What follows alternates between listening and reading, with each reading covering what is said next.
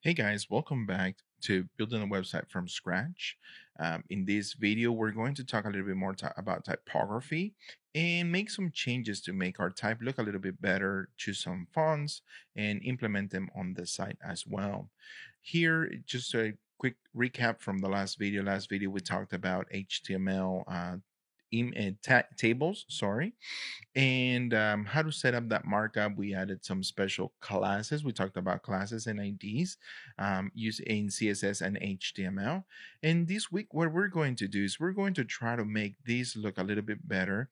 We're going to add some more classes, more tables where we're actually going to be using and showing different elements, like, for example, paragraphs, and list items and stuff like that. So that's the plan for this video, to really kind of dive a little bit deeper into typography and different elements that we're able to use in HTML.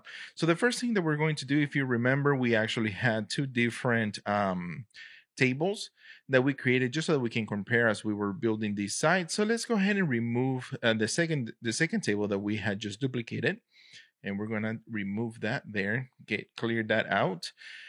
Let's make sure that our ID that we had set up in the first table is no longer there, which we actually removed, which we definitely needed to do that. It was just a throwaway thing, just to explain the difference between classes and IDs.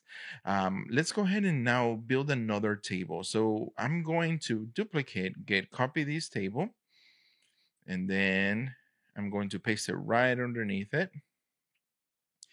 In this table, what we're going to do is we're going to call it table 1.2 HTML paragraphs with heading classes.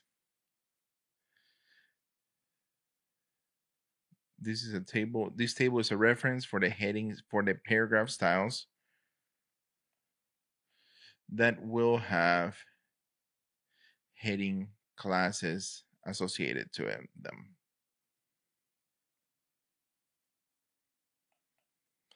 Again, you guys know, if you've seen my other videos, I don't like when this happens, so I'm going to go and toggle word wrap so that I can see it in the next line.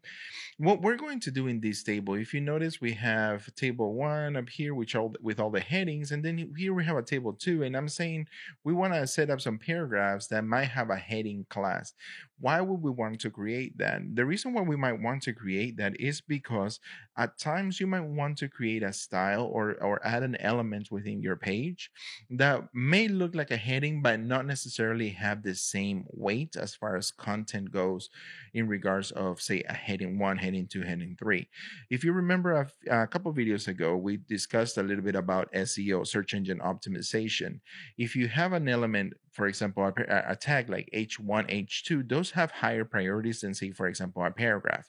What if you just wanted to have the styles of a heading, but without having to have that weight or kind of relationship for SEO? So what we're going to do is we're going to create paragraphs with specific styles that will be able to be applied to those paragraphs that would have those heading 1, heading 2, heading 3, heading 4, heading 5, and heading 6. So you'll see them real quick. It's going to be very, very simple, and you're going to be surprised how simple this is going to be. So let's go in and let's make those changes. So what we're going to do, the first thing that we're going to do, again, is make sure that all of these are paragraphs. And we're going to add here, inside of our paragraph tag, we're going to add a class of, and then here we're going to call it H1. If we save that and refresh it, now you can see that we have a paragraph with a class of H1. See, and I'm closing the paragraph right here. And again, I'm having this so that we can just copy and paste it, and you can use it throughout your site however you want to use it, right? So let's go ahead and we're going to do that. I'm going to, just for the sake of brevity, I'm going to copy and paste that in each one of the codes sections. I'm a very big fan of copying and pasting rather than having to type things over and over again, just because it just saves me time. So we're going to do that, just change those. And now in here, what we're going to do, we can just go ahead and change it with a class of H1. and then here paragraph with H1 class, right? And I'm going to do the exact same thing. I'm going to duplicate this, and then I'm going to paste it into the next table cells so that again I have that the same information, and all I have to do is just kind of change the classes here. So H2, H3, H4, H5, H6, again here 2, 3, 4, 5, and 6. Save those. And now we have these styles here. If we go back here, you'll see, okay, paragraph with H1 class, H2 class, H3 class. Well, nothing has changed. Hopefully by now you know that nothing has changed because we haven't assigned or given those classes any definitions. So what we're going to do is we're going to go back to our CSS and start adding those definitions. And the best way to do it is to go all the way to our heading styles. If you notice, we have heading 1, 2, 3, 4, 5, 6. What I'm going to do is I'm going to copy that, add a comma because I want to add more styles to them, more classes here.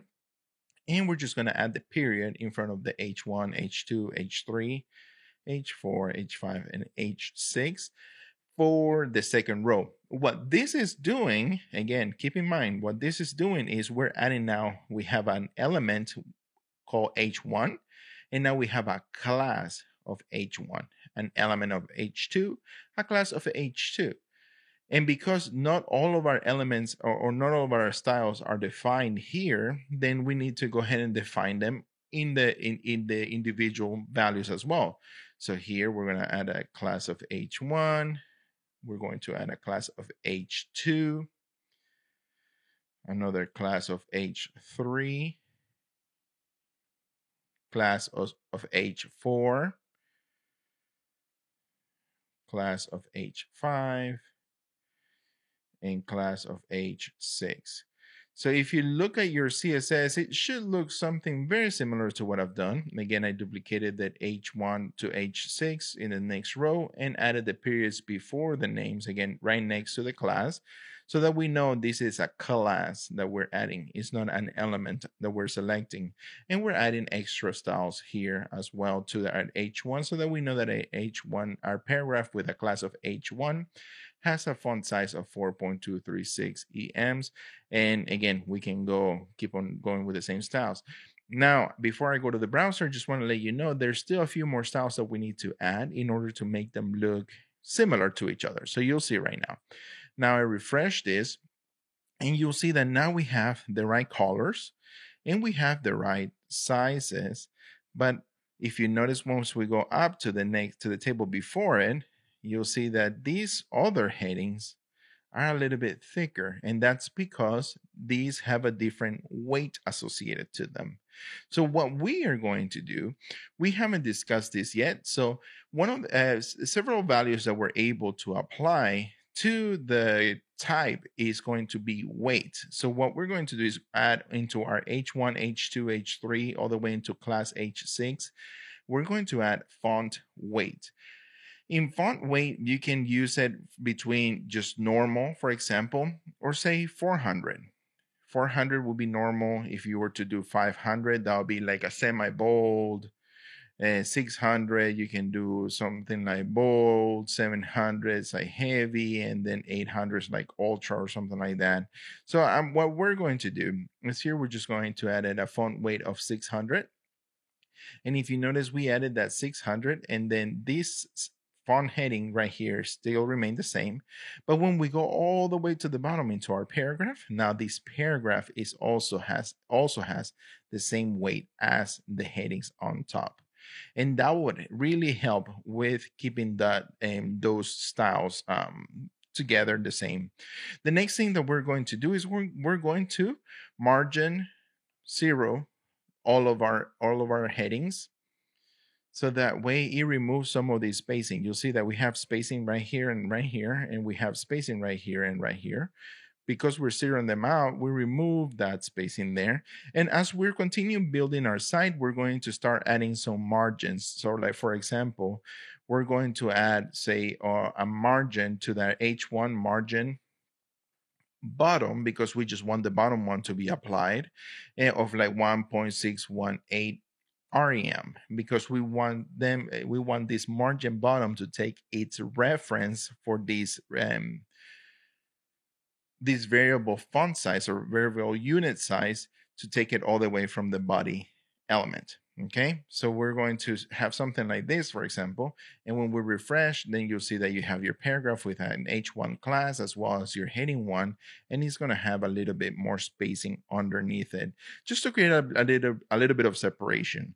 White space is something that is very, very important as you're building a website, because it helps you create separation and create some rest places for the eyes of your users as they're going through the site, so that they can see it and be able to experience the site a little bit better, rather than kind of having everything in their face and kind of mushed in together. It allows for better readability and legibility. So once we go a little bit deeper into typography, we'll talk a little bit more about those different characteristics that we're going to look for as we're building our site. So now we've already done our styles for our H1 all the way into H6, and we've done all of our classes for our paragraphs with a class of H1, H2, H3, H5, and H6 as well. The next thing that we're going to do is we're going to try to make our font to be responsive. If you notice right now, if we go here to our browser, you'll see that when we make our browser smaller, here you'll see that nothing happens. The font size still remains the same. And the reason why that's happening is because we use a very strict font size. You see, it says 20 pixels. It cannot be bigger than 20 pixels, less than 20 pixels, because 20 pixels is a very static font size, right? So as I make it bigger or as I make it smaller, nothing really changes. Here is just kind of adjusting to the size of it, right? But nothing is changing. The font size still remains the same. See?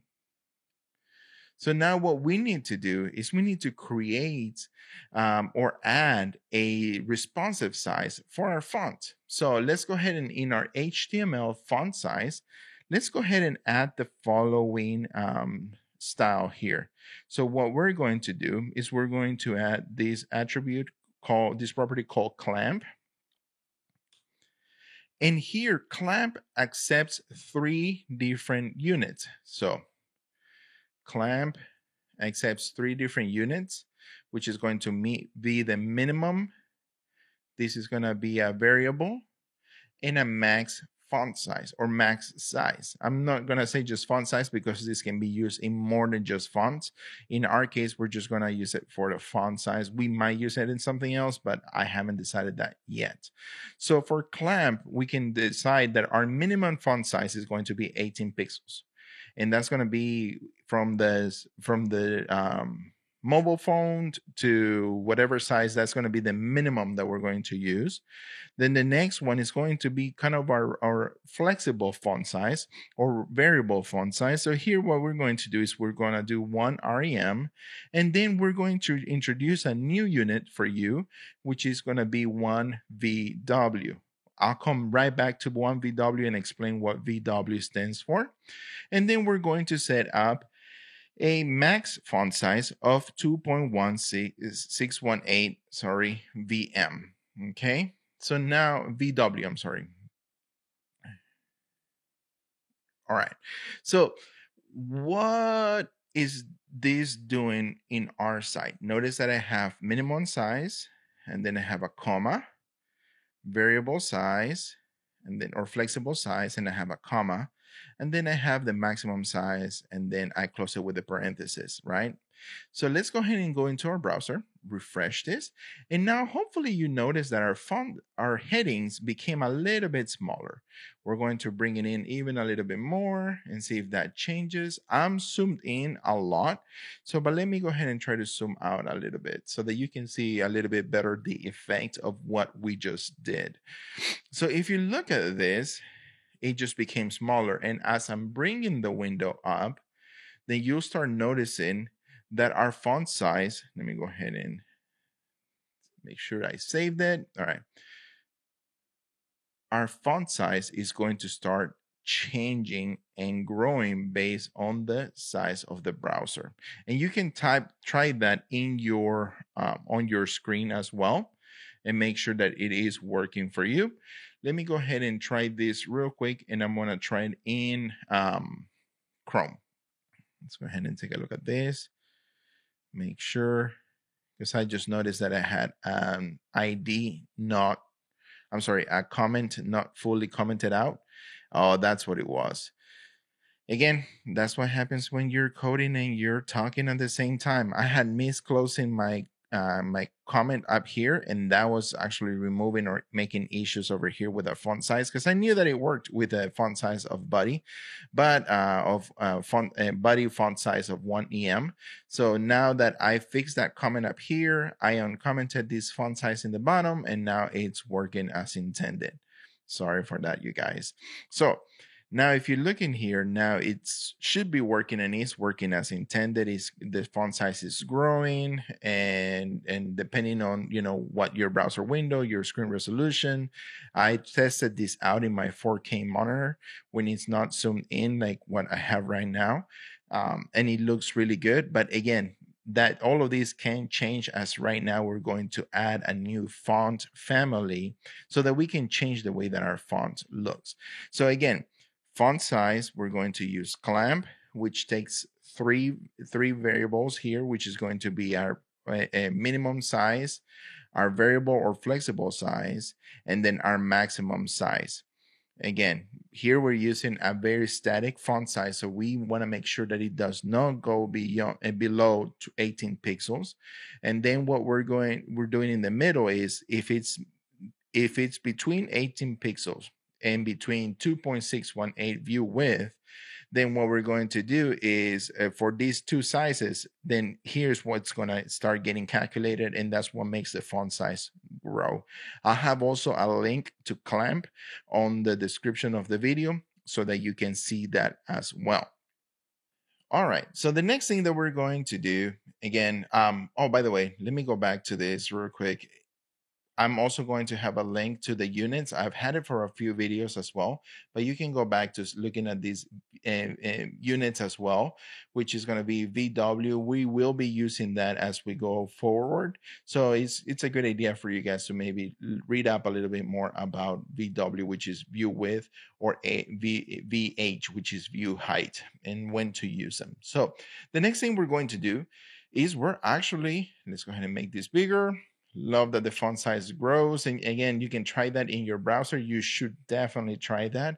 Make your browser window smaller, larger, and then test that out, because I think it'll be really good practice for you to see. The next thing that we're going to do is we're going to go to fonts.google.com. And in fonts.google.com, here we have a plethora of different fonts that we can use for free on our website. If you didn't know, I'm actually coding and recording these videos on a Linux machine. Linux does not have a lot of the same fonts that, say, for example, Macs or Windows have. So what we want to do is we want to make sure that the experience for all of our users is going to be the same throughout any browser, any platform, any operating system. If you have seen any of the other videos in our in this channel, you probably saw the video where we're discussing some of the limitations on web design, web development, especially for UI UX designers.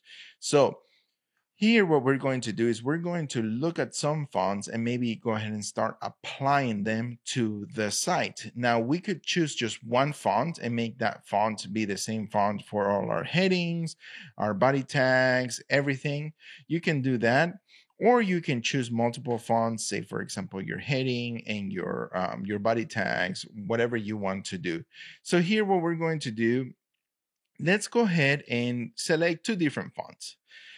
The first font that I'm going to select is going to be Open Sans. I like Open Sans. The way that it looks is really good for the web, and it keeps kind of the content a little bit more tight. So I like that font. So I'm going to click on it, And then I'm going to say I want the regular font size, see the 400. Hopefully you notice that. And then I wanted also the 400 italic because we're going to add some italics to the site. And then we're also going to add, say, the 600 bold, 600 italic. And then let's go ahead and add, that's it. That's going to be for all of our body, our like paragraphs and whatnot. Let's go ahead and find a different font just for our headings. And sometimes I like to make the contrast between sans serif and serif fonts. So let's go ahead and we can go into categories and just uncheck whatever we don't want or check what we want. And here what we're going to have is I have serif fonts that I'm going to select. And let's take a look at one. I like Libra Baskerville. Baskerville, I think is a really neat font to look at. And I also like it that we have these different options. And I'm going to add all three of them because I'm not sure which ones we are going to use. So here, after we have added them to the families that we have selected, if you needed to design this in, say, for example, XD or whatever you design in for wireframes and whatnot, you can download the font families and then you can install them in your computer and then make designs that are very, very similar to how your website is going to look like. So that's a pro tip right there. But what we're going to do is we're going to click on embed. Embed has different values right here. You can see that. If we wanted to, we can copy this link. And if you notice, this link looks very similar. So if we go to our HTML, that looks very similar to this. You notice that we have this link right here. It gives us the API where the fonts are at. It gives us an idea of like what we're looking for. And then it tells us which families we're selecting. It tells us also if we're selecting italics or whatnot. And then we have all these different parameters here. And again, we have the other family, which is Open Sans. We have Libra Baskerville. But here's something I want to propose to you. Say we create this and we put it in the head of our HTML. And then we go on and create about 10 pages. And later on as we're progressing with our skills, we decide, we want to get a new font family because it no longer represents our brand. If we were to keep it in the head of our HTML document, that means that we will have to go back and change it for all 10 of those pages that we created. Which again, hopefully by the way that you've seen how we're coding this, we're trying to keep it as lean as possible. Make one change, multiple things change, rather than making individual changes. So even though this is an option, unless you're working in a content management system or you're working with some back-end development languages where you can just put it in one place and then it changes everywhere else, I would suggest not doing this. So what I would suggest you do is you actually click on add import. What this does is this lets us add these font families into our CSS file. All right, notice that it has a style tag on top and style tag on the bottom. If you remember when we were talking about our head tag, we talked about adding CSS styles into the head of the document. And again, we talked about why that wasn't a good idea. So here, what we're going to do is we're going to copy that, just the add import all the way until the semicolon at the end. And then we're going to put it on the very first line. I know that there might be people that put it on the very end, but I find that on the first line, if we were to have other imports, then we would just add them towards the very top rather than adding them to the bottom because it just makes more sense. And I've also found that it's reliable this way. I'm not 100% sure if you can even do it in any other position. So now that we've imported the fonts, we are going to go into our browser and we're going to refresh. But wait a minute. Nothing's changed. Why did that happen? Again, we have the fonts here, but we need to declare the font family that we are selecting. right? We need to declare these families so that we can say these fonts will be used for these specific elements. So let's go ahead and select the font family here for Open Sans. We're going to copy that and we're going to paste it into our body tag or body element. So here after our color, let's go ahead and paste that. And now we have this, we have font family. In the way that this reads is font family, we want to use Open Sans. And if Open Sans is not available, say Google crashes and it no longer has that font, then just pick any sans serif. Even though this is good and it works, ideally you should have a declaration up to 3 fonts. So for example, we will have something like font family Open Sans. Then we'll have something like, for example, like Arial, and maybe even Helvetica, and then sans serif. Ideally, you want to have your primary font. If this fails, maybe then select a secondary font.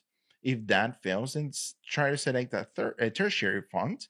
And then if that fails, you know what? Just give me any sans serif font that is available in the operating system. If we were to save this, now we can go to our browser, go to our template, refresh, and now you see that all of our font sizes have, all of our font families has changed. You'll see that we have our paragraphs here. See paragraph right here. Let's go all the way to the very bottom where we actually have a paragraph. We have this paragraph right here. So all of those styles are now in place. Now, we chose a different font for the headings. So let's go ahead and add that there as well. So in our case, we're going to copy the font family for Libre Baskerville. Again, if you're choosing a different font, just follow the same example for your own font. And if you're just choosing one font for your case, then just all you have to do is just set it up under your body tag. Now, ideally, 2 fonts makes the content look a little bit better. Now we can save this, but again, we need to add our secondary and tertiary fonts just in case. So here we're going to do something like Georgia, and then we're going to do Times New Roman. Now you'll notice that some of these have these single quotes, and some of them I have not put single quotes around them. Now, could I put single quotes around them? Yes. So I could do this, and I could do this as well. Now, what's the difference between single quotes and not having the single quotes in the font? The reason why we're using quotes is to say to the browser, this is a full name for this specific font family. So if you notice where we had quotes was say Open Sans, because it's 2 words separated by a space, we added these quotes to let it know this whole thing is one font family. Same thing for Arial. Arial didn't need these quotes because it's just 1 word. Same thing for Helvetica. It didn't need it because it's only 1 word. Libre Baskerville, again, it uses quotes because it's 2 words. Times New Roman uses quotes because it's two words. Georgia doesn't need it. And if you notice at the end, sans serif and serif, they don't use quotes. But again, sans serif is separated by that dash. So it doesn't need it because it, technically speaking, by the browser, it's reading it as 1 single font or 1 single declaration. So that's the reason why you have those quotes and not quotes. Now that we have made this change, we can go back to the browser, go into our template and refresh. And now we have this paragraph right here with all of our text changed. If you notice, our paragraphs only have, or any elements within the site except for headings, have these sans serif here. If you are using the headings, then the headings actually have a different font size, which is a serif. So the difference between sans serif and serif is this. If we go all the way to it, zoom in, you notice these little hooks in the font that kind of adds this extra style design to it. Those are called serifs, those little decorations at the end. Notice that these HTML and headings don't have those little serifs at the end of each one of the letters. And that's the reason why this is called sans, or that translated to English is not serif. That's why. All right, so let's go ahead and zoom out again so we can see this. And now we have added our paragraph, different font families for our paragraphs, as well as our headings. Let's go ahead and now add a few more things here. We have set this up as code, but it's a little bit hard to see the code itself in the site. So let's go ahead, and what we're going to do, let's just go ahead and add another font in here, just so that we can use it and it will look cool. So we're going to select a monospace font. And here we can use something like, I don't know, you can choose. This one is the default for me in this browser. But let's go ahead and use this one right here, the PT Mono. And it's only one single font. And again, I'm going to switch that, copy that, replace my add import, because now I added this mono, PT Mono display. And now I'm going to copy this font family. Now, if you remember, when we added this code, notice that we added this specific tag that tells the browser that this is code. So we're going to select this element called code, and we're going to add a little bit of style to it. Let's do it before our table ends here. And let's go ahead and do another comment, font styles, end of font styles. And here we're going to type in the element that we're selecting, curly brackets, open curly brackets, close curly brackets, and then paste in our font family. And then also let's change the color, and let's go ahead and do something like crimson. You can see it on the screen. I have a little bit of difficulty saying that word, crimson. So if we refresh it, now you see that it looks more like code itself. So now anytime that we use that code tag, it's going to have that different font color so that it's a little bit easier to see and recognize that it is code that we're using on the site. All right, so far we've added classes for paragraphs that we made them look like headings, right? We also added a responsive font size for our HTML tag. We also added new font families for our regular paragraph or all of our elements inside of our site. We also added different font family for our headings, and also we just right now added a new font family for our code tag. And then we also changed some colors in here and there. We also discussed a little bit about view width and view height and where that value is coming from. What we're going to do next is kind of talk a little bit about the font family that we just added. We just right now, by adding these 3 font families that we have here, we've added weight to our site. If we go back here, then you'll see that, for example, we are using all of these font families, meaning that the browser is having to load 1, 2, 3, 4, 5, 6, 7, 8. 8 different font families or sets of fonts to be able to be used within the site, which the more things that we ask our browser to add or to load, then what's going to happen is that it's going to start slowing it down little by little. So right now, this is plenty enough, and it should be fine for most of your uses. If you wanted to just get rid of the, say, Libre Baskerville to reduce some of the weight, then you can do that as well. But it's not necessary. I think that this is a good enough mix, and we're not loading too many fonts, so it should be fine for what we're trying to do. Now notice Libre Baskerville, we only noted the 400 and 700 weight, right? Regular and bold. if we go back to our browser, we only set up the 600 here for the font weight. So let's go ahead and change that to 700. Make sure that everything is working as intended. And if you notice our Open Sans, we did the regular font weight, which is 400. And I don't know if we have set that up here. So let's go ahead and just for consistency's sake, let's go ahead and add that there as well. Font weight 400. We save that, go back to our browser, refresh, and that's it. So you probably didn't see much of a jump between the 600 and 700 because probably what the browser did is say we don't have a 600 to load, so let's go ahead and load the next scale up, and that's what made this that way.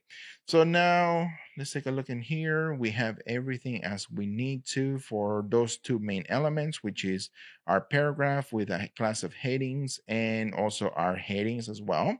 So let's go ahead and create a new table. Let's go back to our template. Let's go back down here to our table, copy this table, paste this table. The next thing that we're going to do is create another table, and this table is going to be a reference for paragraph styles, paragraph elements for tags that will be added to the paragraph element. And I'll explain that a little bit better. So we have table 1.3, and then here we're gonna go and call this paragraph elements. All right. And again, we're going to have a markup, and then we're going to have all of these things. Now, here, what I'm going to do is I'm just going to kill all of these that have the paragraph with a class because we won't need them. And in our case, let's take a look in here. We are going to need a paragraph. Oh my goodness. I just noticed a mistake that I made. If you go back up here, we copied all of these down, but we never changed our closing tag here. So we can make sure that everything is closed as intended. Let's go ahead and close those paragraphs. Again, things that happen when you're coding live and talking and educating at the same time. Please forgive me, you guys. Don't judge me too harshly. All right. So now that I've done that, let's go ahead and we're going to remove this class here. And then let's go ahead and start typing this in here. Something called this line is meant to be treated as, and then we're just going to leave it there. So we're going to go ahead and copy these. And here we're going to do, say, it's going to be 1, 2, 3, 4, 5, 6, 7, 8. I think it's going to be about 8. So let's go ahead and delete all these. 1, 2, 3, 4, 5, 6, 7, 8.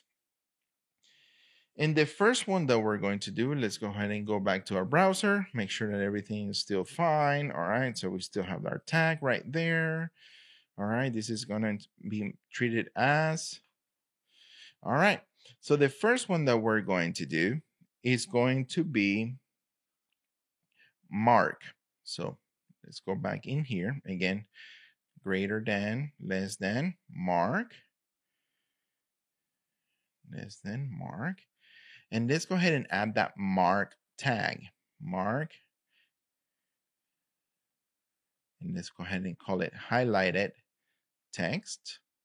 If we go into our browser, you see this tag right here inside of a paragraph will treat whatever element is inside of it as highlighted text. You see that? Again, I'm setting this up more as a reference for you as you're learning how to do this. The more and more that you do this, the easier and easier it becomes to actual remembering that these are things that you can use. So the next one that we're going to do is going to be the word DEL. And again, DEL. This line is meant to be treated as DEL, the tag DEL. Let's go ahead and say no deleted text. Deleted text. And again, we're just going to create a period. This tag called DEL is going to treat this as deleted text. I don't know if you remember, a few weeks back, we talked about some of the things that we borrowed from print is going to be, like our headings, navigation, all of these things. That's what this is coming from. Again, it's coming from print as deleted text. Again, if something was meant to be removed or deleted, that's what you would use.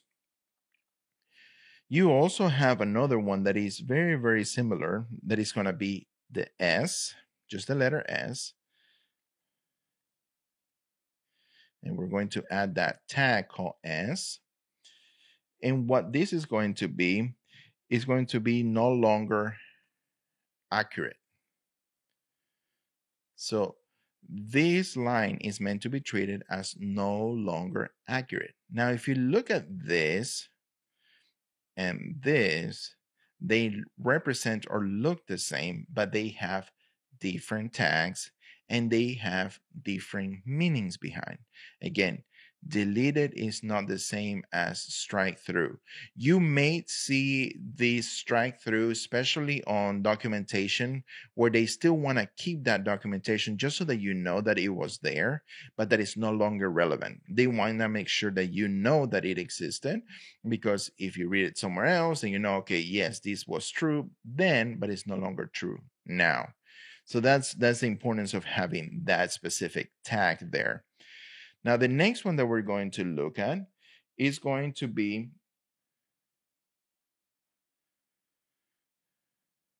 INS. And this line is meant to be treated as an addition to the document. Again, borrowing from print. If we refresh this, this looks like an underline, but it's meant to be treated as an addition to the document. All of these things are interpreted by the browser and also interpreted by search engines. So it's important that you're using the right tag for when you are adding styles, okay? So again, this line is meant to be treated as an addition or an insert to the document. And that's what INS stands for. Let's go ahead. The next style that we're going to add here is going to be the letter U. Okay. U. And that this line is meant to be treated as an underline. U just means underline this specific portion of the text. Okay. It doesn't have any other connotation to it. All right. The next one we're going to add is going to be small. And this one we're actually going to wrap the whole paragraph with. We're making sure that we're moving our open and closing. And this line is meant to be treated as a fine print on the site. Small. Okay. You see that small tag is meant to be treated as fine print on the site, which actually makes this font size smaller than the rest of the font sizes here. And we're going to go back in, and if we wanted to, for example, change the highlighted text, the background color to that, we can do that. If we wanted to change this to be even smaller, we can do that as well. So we have more control anytime that we add these specific classes. Elements or attributes, then we're able to change and stylize them a little bit more. All right, the next one that we're going to do, I don't know why I keep on jumping. So the next one that I'm going to do is going to be strong. Okay. strong bolded text. Okay. So this line is meant to be treated as bolded text. You notice this bolded text kind of became bolder a little bit. Nothing else has changed. We're actually going to change the color of it to bring a little bit more attention to it. And then here we're going to also add EM.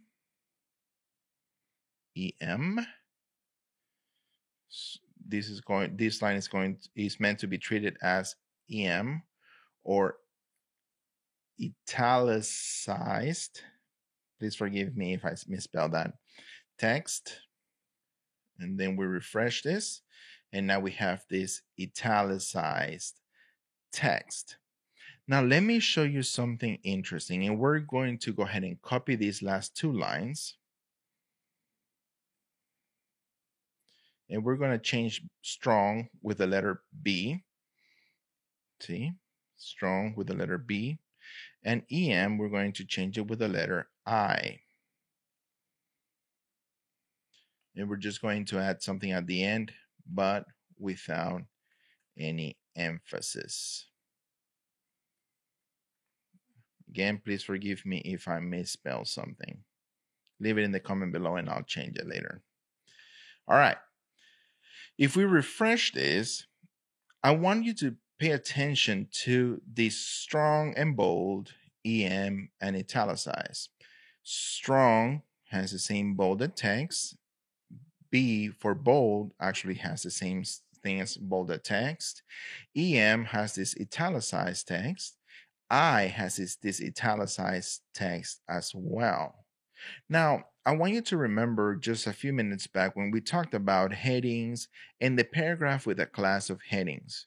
Remember, we talked about we wanted to create some paragraphs with a class of headings so that we could have the same style as the headings without carrying the same type of weight or importance, especially for SEO. That's the same thing that we're doing with both the strong and bold, EM, and italicized. The strong and EM both carry extra weight or meaning for the browser, for the search engine to know that this is important content that is being used or displayed in the site. Bold and italics only makes the text bolded without that extra emphasis, without that extra weight that would be carried to, say, for example, your search engine, right? So it won't help search engine optimization know that this is relevant to this full paragraph. It will just help your users know that as they're reading this to pay more attention to that specific word. But again, doesn't really carry any extra weight. It's not something that you see it in practice much more. However, back in the 90s, we used to use only bold and italicized. I'm not sure if we had strong or EM back then. But again, those are different things that that I want to point out because you might see them in the future, but understand that they don't carry the same weight as these other ones. As you progress and you learn more about search engine optimization, then you'll be able to use that knowledge to be able to highlight specific words to call more attention to them and help the browser know and search engine know this is important text that might be relevant to the person searching for these specific keywords. Okay. Now, the next things that we're going to do, we already have our paragraphs and styles for that, right? Or the different areas that we are able to use. We also have our headings. Let's go ahead and create a new one, just going to be for our block quotes.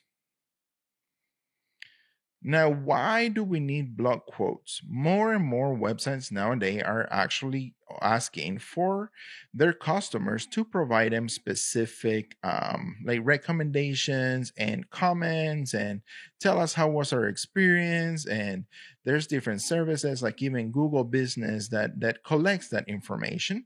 So we want to make sure that we are allowing our users to be able to give us that type of comments, right? So what we're going to do in this case is we're going to go ahead and create the markup so that we can have that and have it available anytime that we want to use it inside of our site.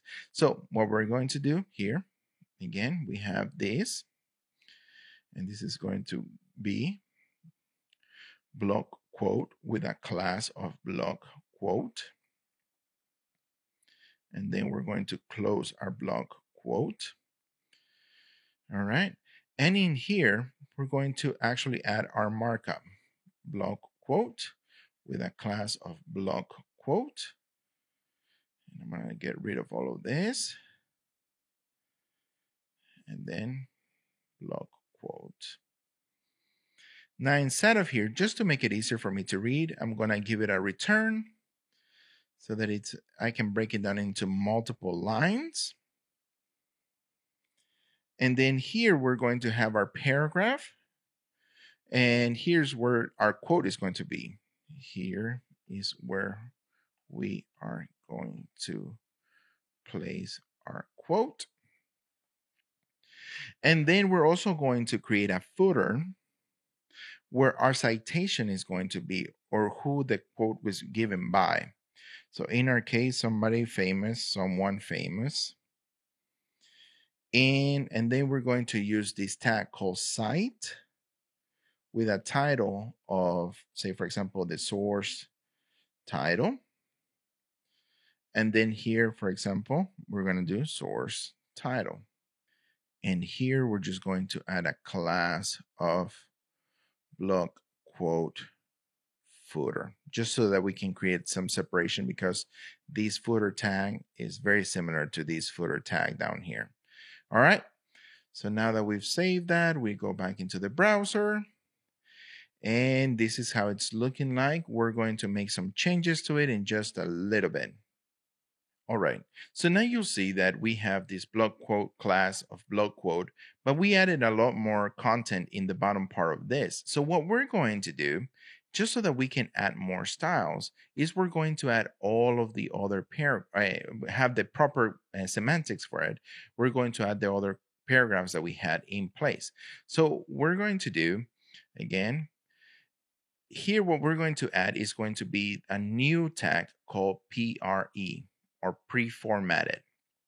What this tag does is that any spaces that we give within our code will be respected by the browser. So for example, if we were to go in here and hit return, right? And I'm going to remove it all the way, send it all the way to the very back, right? And I were to refresh on the page, then you'll see that now this is coming right in here. And you see that it's now broken into two different sections. Now, I could have also done BR for a line break, but I'm going to show you why I did it this way. So let's go ahead and go over here, give a return, and now we're going to add our paragraph here. So ampersand less than semicolon paragraph, right? Ampersand greater than semicolon. That will be our open paragraph, right? And our closing paragraph will be right here. I'm just copying and pasting this. You guys notice that it jumped. So then all I did was just hit a backspace so that it brings it back. I didn't want Visual Studio to reformat it and put it back into the nicely aligned styles that I have here, or the indentations that I have. So here I'm going to just do quote goes here. And then, see, I have to bring it back. Bring it back. Come on. Come on. Come on. All right. And then the bottom one is going to be a footer with a class of block quote footer. And then again, let's make sure that I don't forget closing this footer. And we can even do this here. So it's a little bit easier to see. Block quote footer. Someone famous in, and, right? Or the ampersand less than, ampersand greater than. Let me go ahead and copy this. And of course, we're just going to add the site title equals source title. We're just doing kind of the same thing that we have in the code below, title. And we're going to close our site, and we already had closed our footer. Now you notice all this spacing. We had one tab here, another tab here, and then another tab over here, right? So when I refresh, you'll see that now I have the same markup right here. I could potentially just copy this, and then here on the bottom one, on this table cell, I can just paste in, go to the browser, refresh, and I have the same exact style here. You see that? So that's the reason why I'm setting up this markup here on the left-hand side, because I want you guys to have access to the code that you have written and make it easier for you guys to see and use as you're building your site. Okay. So again, that's just another block element we're able to use. And then we're going to add it down here as well. But better yet, let me just go ahead and copy this table row and duplicate it a couple times. Have 1 and 2. The only difference between these other ones is going to be our block quote. We're going to add an extra class to it. So here, let's just go ahead and I should have done this before. Let's just go ahead and bring that in. Code is fine. I don't need to have the pre-formatted one for this one. There you go. Class block. Text center. Okay. And let's go ahead and do that over here as well. And then do this one text right. And just to show that there's other content that is supposed to be in the middle, we're just going to add periods in the middle to kind of create a separation in there. Oh, goodness. All right. I am just moving the bottom one that has all the styles to the very top. There you go. All right. Much better. All right. So now we have this block quote. This is going to be the regular one because we are here in America. We have everything aligned to the left-hand side. If we needed to align things to the right-hand side, there's something else that we also need to do. But that's why I only have text center, text right. If you're viewing this somewhere where you start writing from right to left, then let me know in the comments and I can create a video just so that I can add some extra styles that you'll be able to use. Now, let's go ahead and add some styles to all of these things that we have just added, right? So we added this highlight. We can change that color. For example, bold, we can make it a little bit a different color as well. We also haven't changed, say, for example, our anchor tags, colors, and whatnot. So let's go ahead and let's take a stab at adding some extra colors to say our headings, our paragraphs, everything else. So what we're going to do, we're going to go to colorbox.io. You'll see the link in the bottom on the description below as well. So what we're going to do here is we're going to go colorbox.io. This is a free service that was created by the same people that created Lyft, the share ride service. But they have really awesome developers as well. And they created this free tool that we're able to use now for free. Sorry for the redundancy in there. But this will allow us to create kind of color gradients and different colors that we'll be able to use within our site. So for example, here you can change the hue of where you want the hue to start, right? So if you wanted to start kind of this orange and then go all the way to the purple, or if you want to keep them more kind of close together to each other, you can do something like that as well. Kind of change some things here and there. So that's just hue is just the color of your font.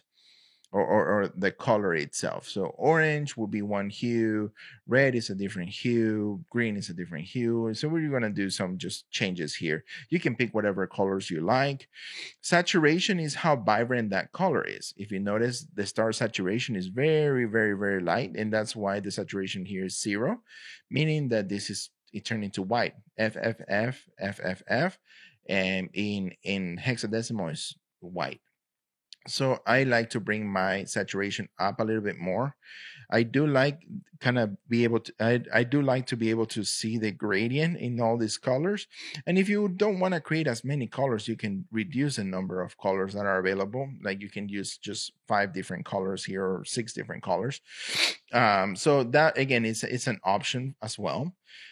So the saturation, I try to keep it try to add as much saturation as I can. I like the colors to be vibrant and popping. And then here you can also do brightness. You can do super bright, very dark. Again, if we bring the brightness all the way to 0, that turns that first number, you'll see that it turns it into 0, 0, 0, 0, 0, which if you've seen the previous videos, that's just black. So what we're going to do is we can bring it up, saturation, the brightness up as well. If you're looking at, for example, color theory has all 3 values as well. So you have the hue, saturation, and value, which in our case will be the brightness. In CSS color definitions, you have also something called HSL, which is the hue, saturation, and light, which in our case is brightness as well.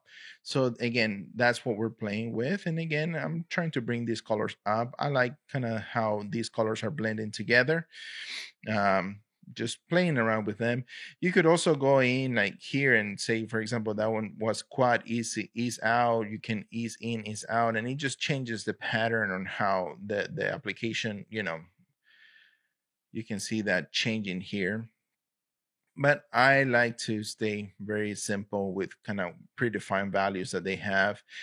I would suggest go ahead and click after you find a color set that you like, just click on share. And then here, look, you even have all of these values right here.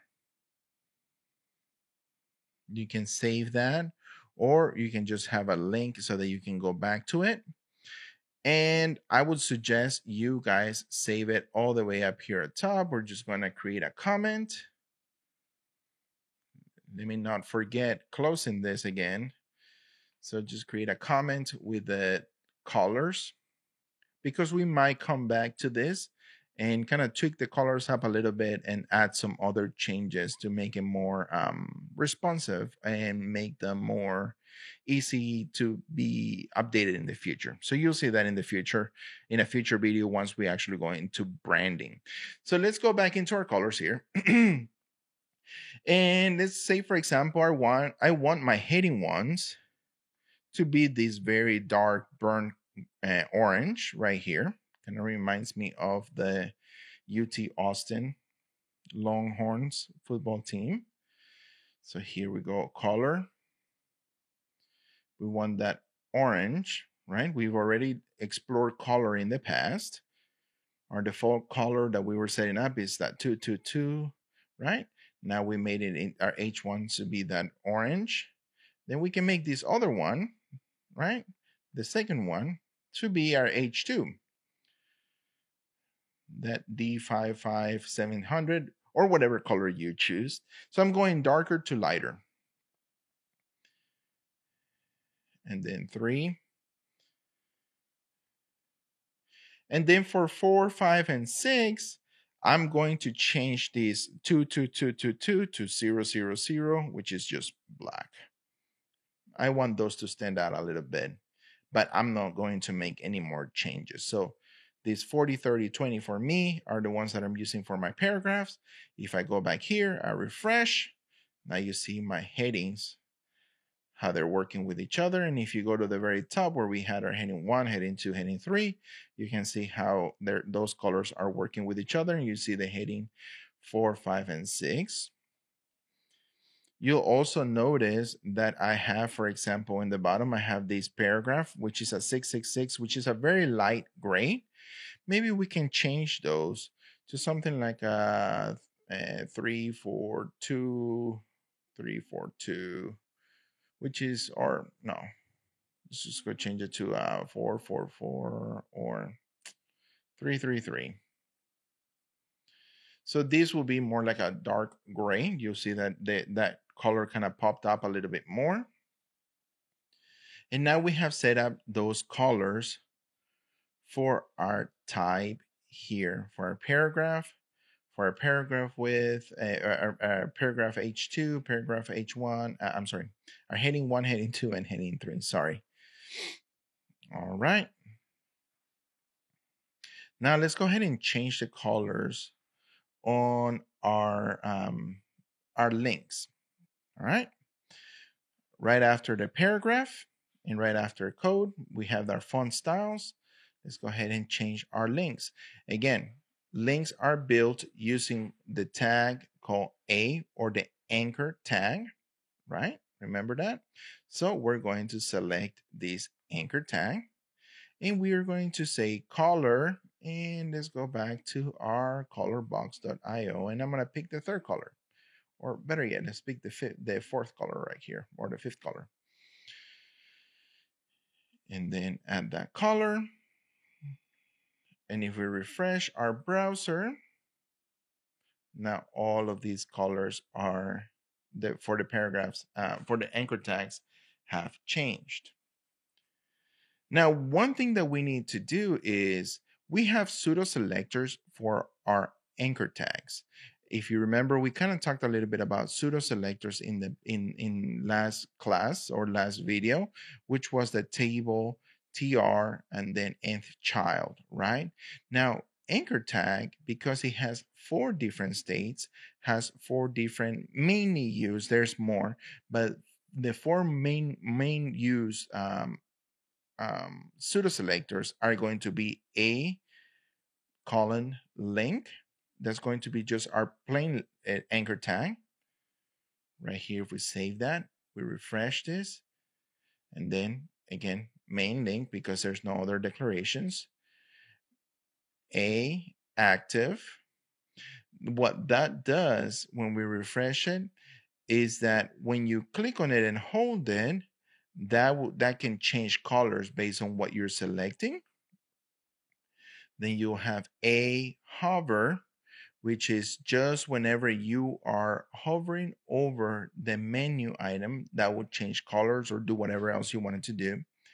And then a visited, which again, if you go into your browser and you click, for example, home, right now, if you click it, it's going to throw you an error because that page has not been created yet. But if you were to click on it and then navigate back to whatever page you came from, then it will highlight that color and you can change colors to it. So now let's take a look over here. We have this color box and we selected the color number 5, but you see that color number 4, it's a little bit darker. What we're going to do, we're going to go to our anchor tag and just declare a value for hover. And we're going to change the color to that color right there, which is a little bit darker. Save that, go back to our template, refresh it, and now every time that we hover over them, the color changes. Now for us, it's a little bit harder to see unless you're looking at it in your own screen. So I just changed it to black so that it makes a little bit more sense. I want this, maybe we should do it a little bit darker, maybe like our H3. I want this to kind of give the users and the expectation, or to know that if they hover over something, right, that's exactly what they're selecting or what they're targeting. Again, this is something more like micro actions that kind of lets the user know, yes, you're in the right track, no, you're not in the right track. So just little things that maybe you don't even notice, but that it helps as you are designing a website or as you're working through a site. So again, we're changing that color. Again, if you want to practice and test out, say active and hover, we can do that as well. So let's active, color black. Oh. And see, when I click on it, as it's trying to take me somewhere else, it just has that micro change. I know it's hard to kind of recreate that, but yes, it's pretending to be active right there. And then that's why you have that color there. So that's active. And then visited, we can't do it until we start creating other pages. But again, know that those are available. You can test them out in the future as you're continuing building your site. Most of the time, if I were to be honest, those are the only ones that I use and the only ones that I set up. So let's go over here. We've already changed these anchor tags to have that color. Now let's go back all the way down to our paragraph styles and start adding some selections here. Now we have this highlighted text. Then here we can inspect it. Right? And now we're able to add some styles here. So for example, if you wanted to test a color, like a style, you can just click on, say, the plus sign, and it just creates a temporary CSS selector here. And then background color red. And you'll see that it changed that background color to red. Again, this is temporary. The moment that I refresh the page, then that is going to go away. This is just so that we can see how it looks like. See, for example, now we see that we changed that to the very light color right here. Maybe I can add another few colors. Well, no, it's still gonna be, I wouldn't have to make it a little bit lighter.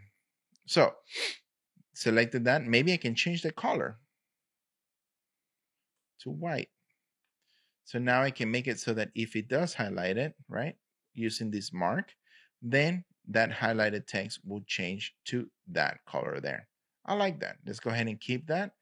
We're going to copy this and we're going to paste it right underneath our anchor tag. If we refresh the site now or the page, now you see that that is selected there and that color style is now being applied. Now, if we look at strong and bold, we made this bold text here, right? So let's go ahead and add some, make it a little bit darker. So now we have to select both styles. And here we're going to go to strong. And if I wanted to add another style, you would do a comma space B for bold. And then we're going to change the color to black.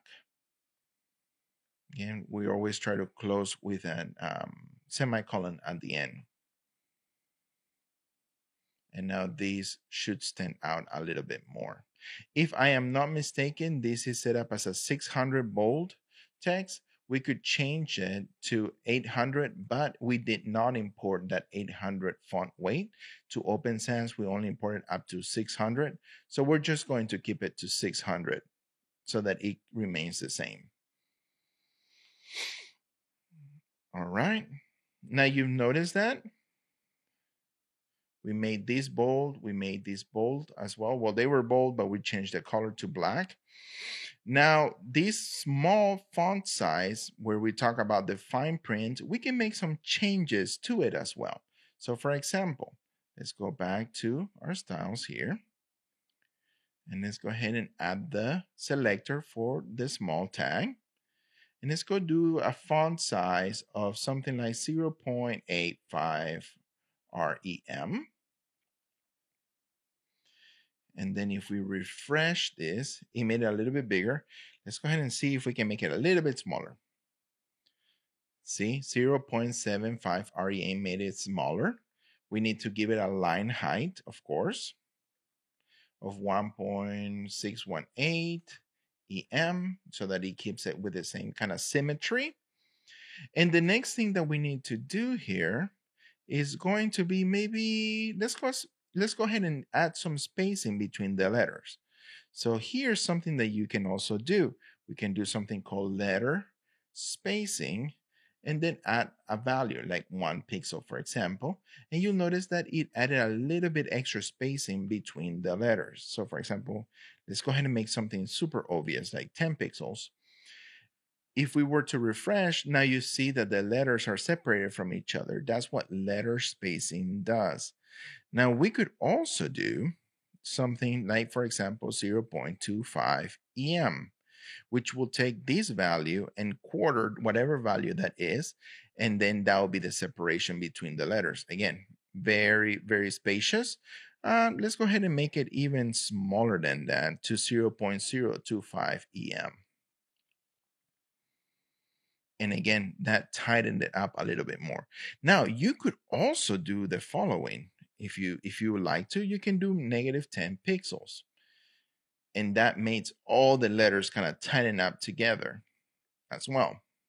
Again, you can use both positive, negative values. You can use static values or use responsive values. In our case, we're just going to use 0.025 EM, just so that you can add some changes. If you want to change it or make other things, you can play with your styles, see what you like best, and then add those styles there. All right. Now we added styles to our headings, added styles to our mark or highlighted area, small. We added styles to our anchor tags, to our strong tags, our bold tag. Italicized, there's really nothing we can do unless we wanted to change maybe colors to it or add something else to it as well, but nothing that is natively for that.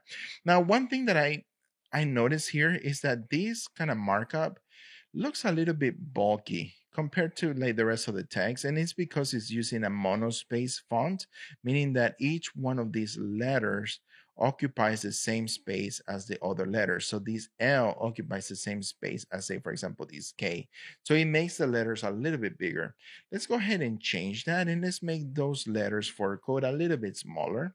And let's use the same size that we use, for example, for our small type, which is 0.75 REM. 0.75 REM, and then use a line height of 1.618 EM. So that way we use the same kind of sizes that we're using here, right? So we refresh that, and that made it a little bit smaller. It looks a little bit nicer as you're reading that text. All right.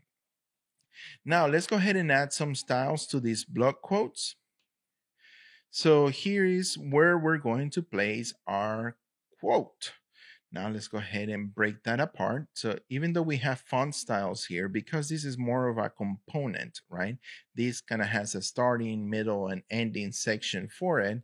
Let's go ahead and add just an area just for it. So let's go ahead and call that block quotes, and then end of block quotes. I personally like to add comments anytime that I start or end a section, just because it's easier for me to know. Just as I'm scrolling, you may not be able to read it, but you can kind of quickly see that this is one section, and I can just kind of stop. Okay, no, that's not what I'm looking for. All right, this is what I'm looking for. So it helps out. As I go back to our markup, I see that I have block quote, I have a paragraph, I have a footer with a block quote footer class, and then I have a cite or citation, right? So let's go ahead and we're going to add each one of those elements here. We have block quotes, not block quotes, but block quote. Very good. Block quote paragraph, block quote footer with a class of block quote footer, and then block quote footer with a citation in there. Let's go ahead and add that there.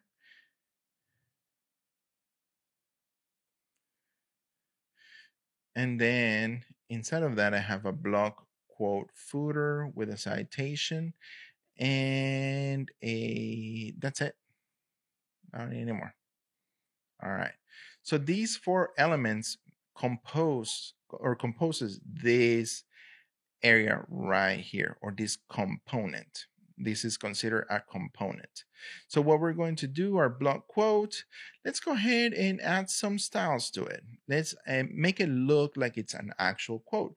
Maybe what we can do is kind of create a line to the left so that it knows, okay, this is a quote right here. So let's go ahead and do maybe border left. Let's do 1 REM. We want it thick enough. Let's go ahead and select and make sure that it's solid, right? And then let's make it something light, something like a 777. It's no 007, it's 777. So we're going to do that. And now we have that. That's too thick. 0.5 REM. Now that looks a little bit better. Now all of them, if you notice, because you're all using the same styles, we're making some, all of them are being affected with it. We'll take a look at center in a little bit and right as well in a little bit.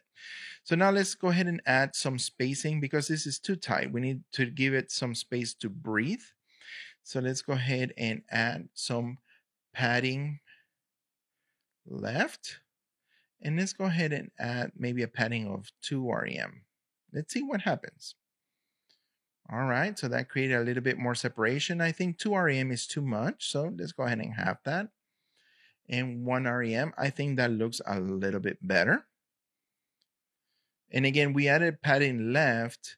I think we should add maybe a little bit padding on the top and bottom as well so that this line can extend a little bit more. So let's go ahead and change that. Padding, top. I don't want any padding to the right, so 0. I want the same padding on the bottom and same padding on the left. So 1 REM everywhere except for the right. Right? Now, one thing that we could do is we could do padding of 1 REM and then do padding right of 0, which this creates the same thing. If we were to right click, inspect it, and you go here, you'll see all that purple area right there. That is going to be your padding. The gray area where we have the line is going to be the line or the border. And then the yellow area around it is going to be the margin. Now, if we go back to the paragraph, you'll notice that paragraph has margins automatically from the browser. So we're going to have to kill some of those margins there so that it looks a little bit nicer. Now, this is a good time to talk about the box, container box. So if you notice here, let's go ahead and change this border left to change it just to border. And let's go ahead and do, let's go do something specific like 10 pixels, right? And then padding, let's go ahead and do something like 10 pixels.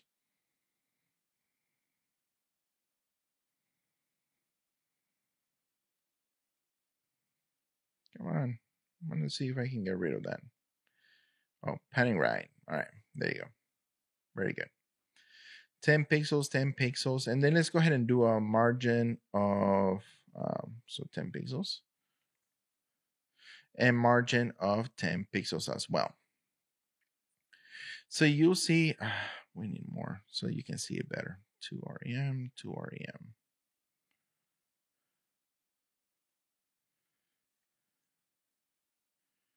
See 2 REM. So everything is 2 REM. And let's go ahead and give this a width of 300 pixels. All right. Bear with me. Trying to make it so that it's easy to see. All right. So if we hover over this, you'll now see that we have the main content area, which is that light blue area.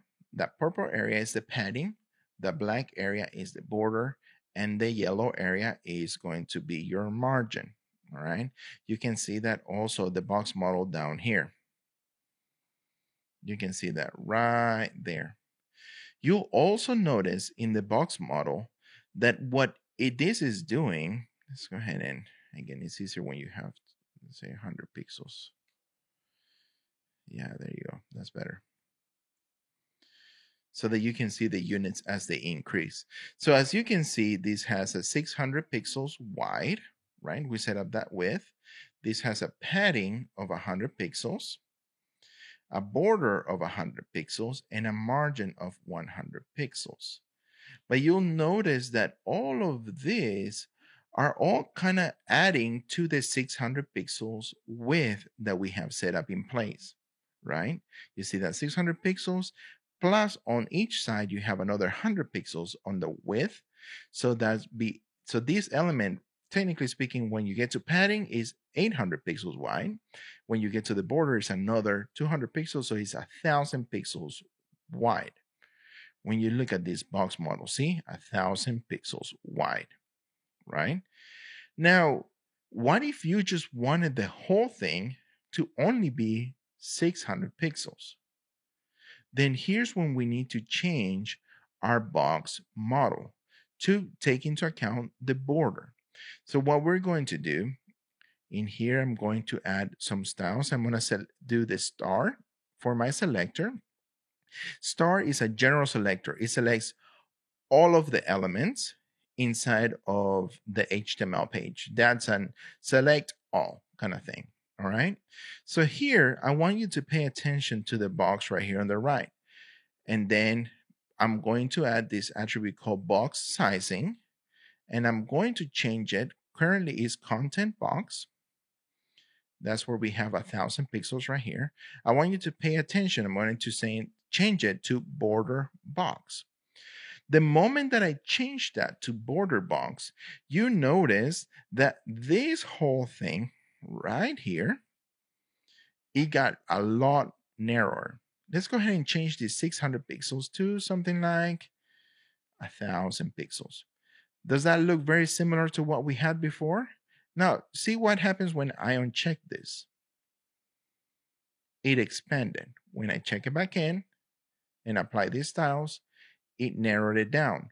What box sizing border box does is that it takes into account the full width of the element, and instead of adding on top of the 1,000 pixels, right, instead of adding 100 pixels for padding on the left and the right, and then on top of that, adding another 100 pixels for the border, which will make this a total width of 1,400 pixels. What it does is it takes into account this width of 1,000 pixels and takes from it the padding and takes from it the border.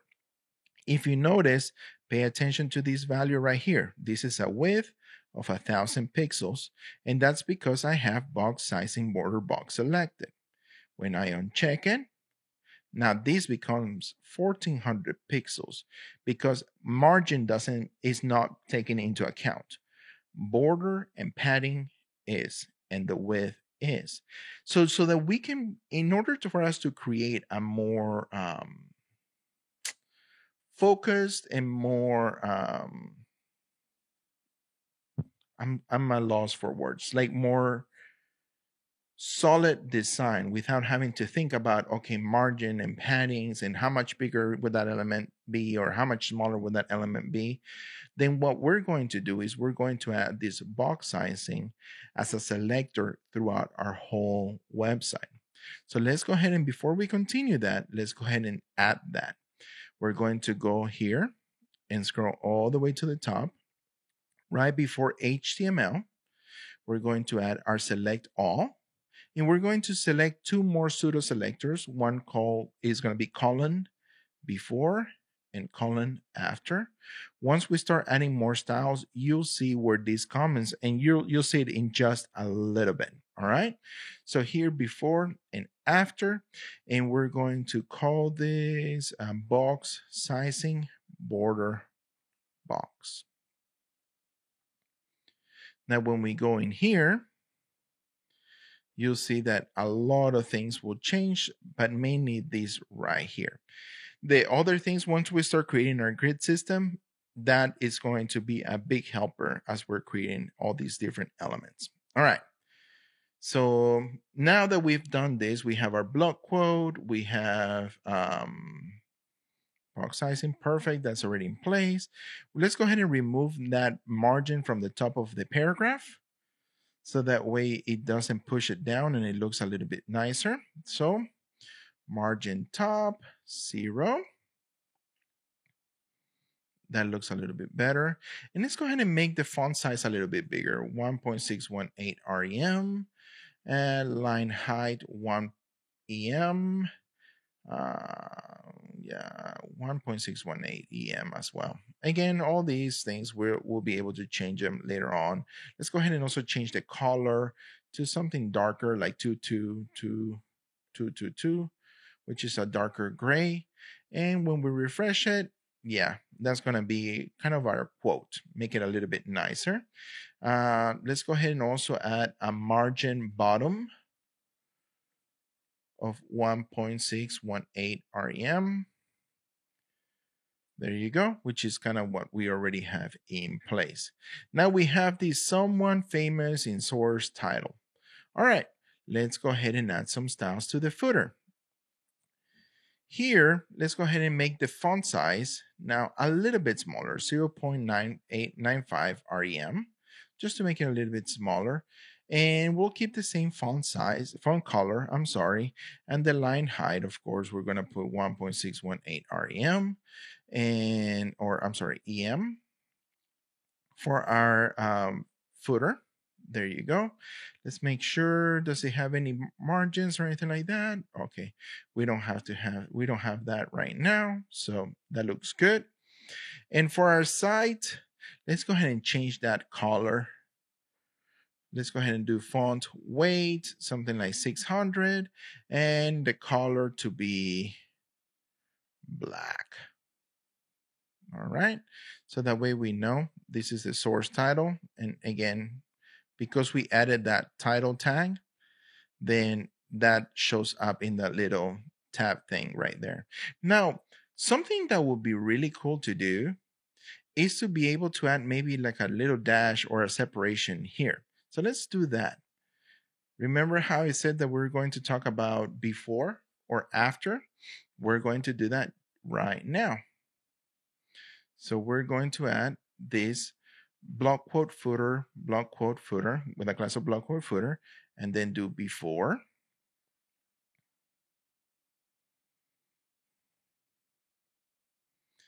And then let's go ahead and do content.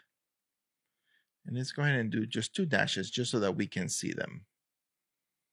All right. When we refresh this, now you can see those 2 dashes on the left. Let's go ahead and make a Google search.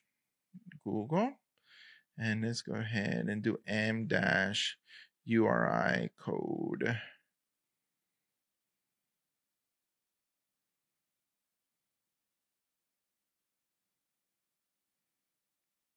All right. So it's without this U right here. All right. Let's see if that works. Yeah. So now you notice by adding this CSS style here, right? We actually created this element to pop up in here without having to write the markup for it. All right. Now that we've done that, let's go ahead and add some padding to the left. No, padding to the right. 0.5 rem. And that creates a little bit separation here. And again, this is something that it's done by the CSS itself. That block quote on paragraph, it looks a little bit too big for me. So let's go ahead and do margin bottom 1 rem. Yeah, bring it tight a little bit tighter. And then let's go ahead and do 1.25 for the separation in here now. That looks a little bit cleaner as far as our quote. And now we have all of our quotes kind of in place. See, that's how that looks. Let's go ahead and do now all these quotes here with the text center and text right. Now,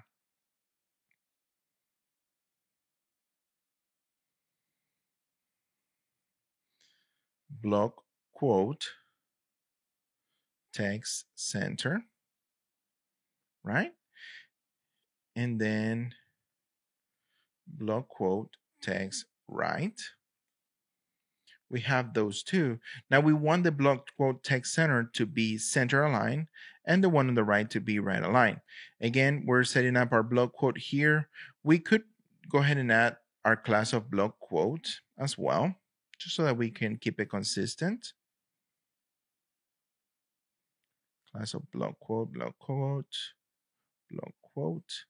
And here, because we have two classes, I don't know if you remember a couple of videos ago, we had our block quote here.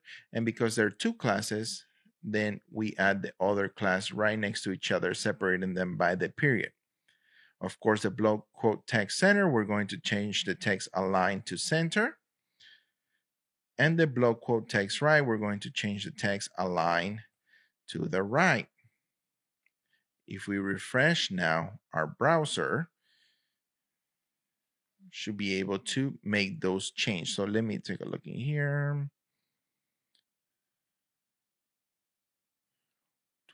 Oh, okay. So what's happening here is that we have this block quote text center. Let's take a look in here, make sure. Yep, we didn't add those classes. We added them on the code, but we didn't add it to the markup. So let's go ahead. Always good idea to double check things before you start going crazy and start changing stuff somewhere else. Text center and block quote text right. Save that. Refresh, and now we're there. So block quote text center aligns things to the center. Block quote text right align things to the right. All right. Now let's go ahead and make some changes. Now this border on the left doesn't really make sense for our center align quote. How about maybe we add that border to the top? Let's see. Let's go ahead. We have that assigned here. So let's go ahead and change that.